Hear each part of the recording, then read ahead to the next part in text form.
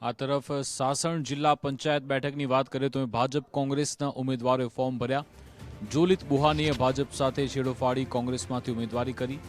જોલિત બુહાનીના ભાજપ ઉમેદવાર ચિરાગ રાજાણી પર પ્રહાર। મગફળી કૌભાંડ અને ખેડૂતોના નામે મત માંગનારને ભાજપે ટિકિટ આપી। કોંગ્રેસ ઉમેદવાર જોલિત બુહાનીએ જીતનો વિશ્વાસ વ્યક્ત કર્યો। ભાજપ ઉમેદવાર ચિરાગ રાજાણીએ પણ જીતનો વિશ્વાસ વ્યક્ત કર્યો હતો।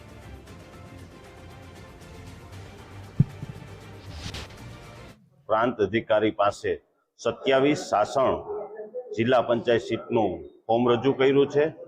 આજરોજ ભારતીય જનતા પાર્ટી દ્વારા ભારતીય જનતા પાર્ટીના શીર્ષ નેતૃત્વ દ્વારા જે રીતે મારી પર વિશ્વાસ મૂકી અને સાસણ જિલ્લા પંચાયત સીટના ઉમેદવારી કરવાનો મને જે મોકો મળ્યો છે એ બદલ હું શીર્ષ નેતૃત્વનો ખૂબ ખૂબ આભાર માનું છું અને શીર્ષ નેતૃત્વને ખાતરી આપું છું કે આ સાસણ 27 સાસણ જિલ્લા પંચાયત સીટ ભારતીય જનતા પાર્ટી ખૂબ મોટા બહુમતીથી વિજય પ્રાપ્ત કરશે। જૂનાગઢ જિલ્લાની જે સાસણ જિલ્લા પંચાયતની સીટ છે ત્યાંથી જે પૂર્વ મહિલા સદસ્ય જે ભાજપમાંથી ચૂંટાયેલા હતા તેમને ટિકિટ ન મળતા હાલ જે તેમના પુત્ર જોલિત બુસાએ છે તે કોંગ્રેસમાંથી સાસણ બેઠક ઉપર ઉમેદવારી કરી છે અને હાલ તેણે જે પોતાનું ઉમેદવારી પત્ર છે તે રજૂ કર્યું છે।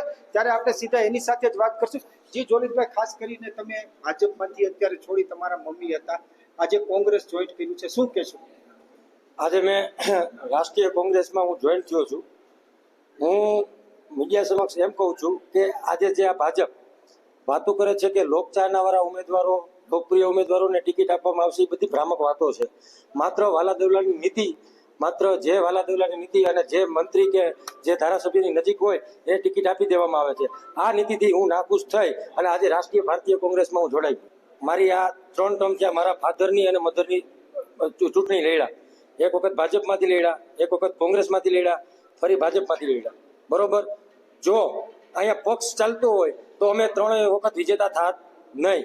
અહીંયા માત્ર અમે ચાલીએ છીએ, અમે એટલે ચાલીએ છીએ કે અમે ક્યારેય ભાજપના જે અત્યારે ટિકિટ સામેના મારા ઉમેદવારો છે જે મંડીમાં ભ્રષ્ટાચાર કરે છે, જે ખેડૂતોને આજે હું તમને કહું લૂછી લે છે, અમે કોઈ દિવસ અમારી જિલ્લા પંચાયત હોય કે તાલુકા પંચાયત અમે કોઈ દિવસ કાર્ય કર્યું નથી। અમે લોકો વચ્ચે રહ્યા છે। તેને વિશ્વાસ વ્યક્ત કર્યો છે કે હું ખૂબ સારા માર્જિનથી બહુમતીથી ફરી સાસણની સીટ ઉપર કોંગ્રેસમાંથી વિજેતા થઈશ અને મારી બંને સીટો છે તે હું કોંગ્રેસને આપીશ। અતુલ વ્યાસ, ગુજરાત ફર્સ્ટ, મેંદરડા।